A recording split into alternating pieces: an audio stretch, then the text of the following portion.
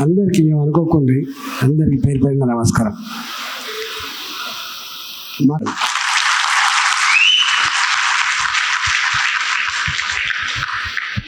అన్ని హాస్టల్ మాయే ఉంటుండే.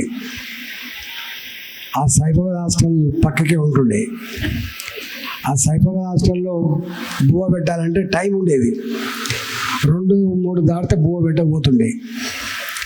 ఎక్కడ పోతే దొరుకుతుందంటే పెరకాస్ట్ పోతే దొరుకుతుంది, అక్కడికి వస్తుంది తింటుంది. నాతో గొడవ పడ్డారు, కానీ నేను మాట్లాడితే నాతో గొడవ పడేది వీళ్ళు.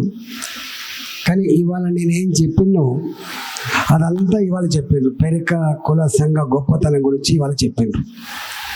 సాహసానికి మారుపేరని చెప్పినాం, త్యాగానికి మారుపేరని చెప్పినాం, ఐక్యతకు మారుపేరని చెప్పినాం.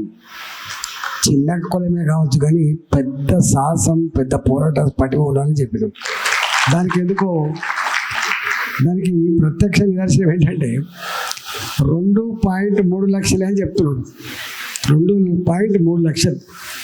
35 లక్షల వరకు 5 ఎకరాలు వచ్చింది, 2 లక్షల వరకు 2 ఎకరాలు వచ్చింది.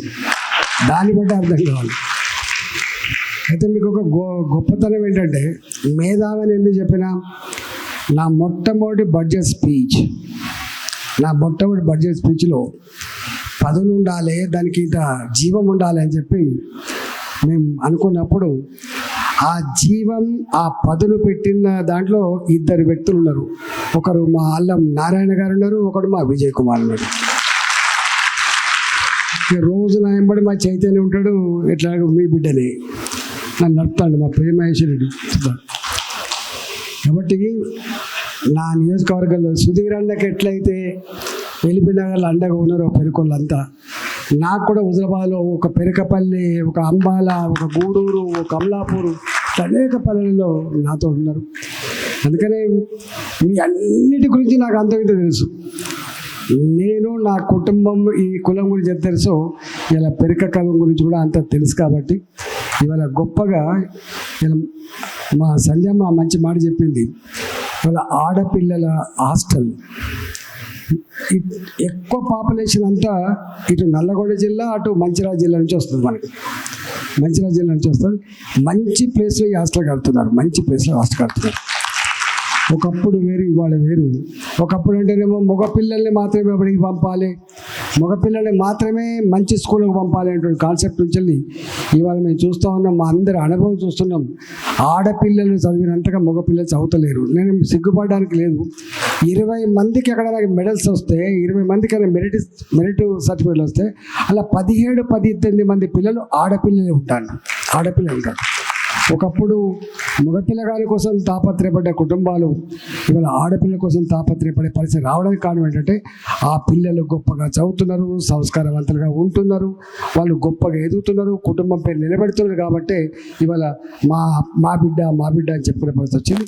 దానికి ఇవాళ మన హాస్టల్ అయితే ఇలా ఆడపిల్లల హాస్టల్ ఉందో, మన సంస్కృతి, మన సాంప్రదాయాలు, మన ఆత్మగౌరవ ప్రతీక మాత్రమే కాకుండా ఇలా ఆడపిల్లల హాస్టల్ కూడా గొప్పగా ఎదగడంలో మీరు అందిస్తున్న సహకారం ఎంత ప్రకటిస్తాను. మీరు అందరు నేను ఇస్తా అంటే మీరు అందరు ఎంత ఇస్తారో అంత ఇస్తా అన్నట్లు లెక్క. మొత్తం కులమంతా ఎంత ఇస్తుందో నేను ఒక్కరిని అంత ఇస్తా అని చెప్పి ముందుకు వచ్చిండు. ఆ ధైర్యం ఉంది. తప్పకుండా మీరు కట్టకపోతే కడతా అంటాడు. నేను ఆదిలాబాద్ పోయినప్పుడు మా పాలశంకర్ ఇంట్లో ఉన్నాను. 2 డేస్ ఆయన ఇంట్లో ఉన్నా. ఆయనకి అప్పటికి ఎమ్మెల్యే కాలే. మా పాలశంకర్ కూడా మంచిగా ఉన్నత స్థితిలో ఉన్నాడు. కాబట్టి మంచిగా ఎదగాలని కోరుకుంటున్నాం. కానీ మీ అందరికీ ఒక మాట ఏంటంటే, డెఫినెట్గా ఒక చోదక శక్తిగా ఉండేటువంటి కులం ఇది. దేనికి తక్కువ లేదు, గట్లే ఉండాలి. హమ్ కిసీసే కమ్ నై అన్నట్టు ఉండాలి తప్ప మేము బీదలో మాత్రం ఎక్కడ మాట్లాడకుండా. ఎందుకంటే మిమ్మల్ని చూసి సమాజం గర్వపడాలి, మిమ్మల్ని చూసి ఇతర కులాల వాళ్ళు ధైర్యం తెచ్చుకోవాలి, ఒక గట్టు ఉండాలి అని చెప్పే పద్ధతి ఉండాలి. నాకు మల్లేశం అన్న బీజేపీ అని నాకు తెలియదు. అప్పుడు నాకు వచ్చే దూక వస్తే నేను అనేది అంటే ఇట్లా ఉండాలన్నా అని చెప్పేది. అందువల్ల మీరు దయచేసి, నేను నాకు వేరే మీటింగ్ ఉంది కాబట్టి పోతున్నా, లేకపోతే నేను కూడా అతను కలిసి ఉపన్యాసం ఇచ్చి మంచిగా బువ్వ తిని మీతో పోయి అక్కరుండే నాకు మామూలు కొబ్బరికాయ కొట్టిపోతా అంటే వచ్చిన నేను ఇట్లా మీటింగ్ ఉందని చెప్తే ప్రిపేర్ వస్తుంది కాబట్టి మళ్ళీ ఒకసారి తప్పకుండా వస్తా. మొన్ననే మీరు ఏదో ప్రోగ్రాం పెడితే వచ్చి మీతోటి సాయంత్రం పూట ఉండిపోయినా. నేను మీ కుటుంబంలో ఒక సభ్యుని, మా కర్ణాకర్ ఇక్కడే ఉంటాడు, మా అన్నగిట్లు ఇక్కడ ఉన్నాడు. నాకు మొన్న సుధీరణ ఒక్క మనిషి కూడా అటు ఇటు పోకుండా 99% ఓట్లేసి నాకు గెలిపించారు. వాళ్ళు గెలిపించడానికి ఓట్లేసేవాళ్ళు మాత్రమే కాదు, వాళ్ళు 10 మందిని ఇన్ఫ్లుయెన్స్ చేసే శక్తి ఉన్నోళ్ళు కాబట్టి వాళ్ళు గొప్పగా. అందుకని ఎల్బీనగర్లో నాలాంటి వాడికి ఏముందని చెప్పి ఇంత మెజార్టీ వచ్చింది. 1,00,000 పైన మెజార్టీ ఒక ఎల్బీనగర్లో వచ్చింది. నేను సుధీరణ అదృష్టవంతుడు, నా తర్వాత నేను అదృష్టవంతుడు. కాబట్టి మీకు పిలిస్తే పలికి బిడ్డలాగా ఉంటా అని చెప్పినా ఉంటా.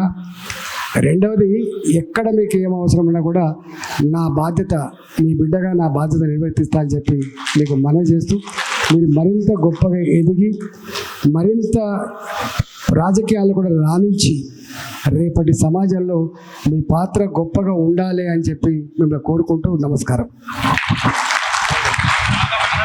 Thank you రాజేంద్రన్న.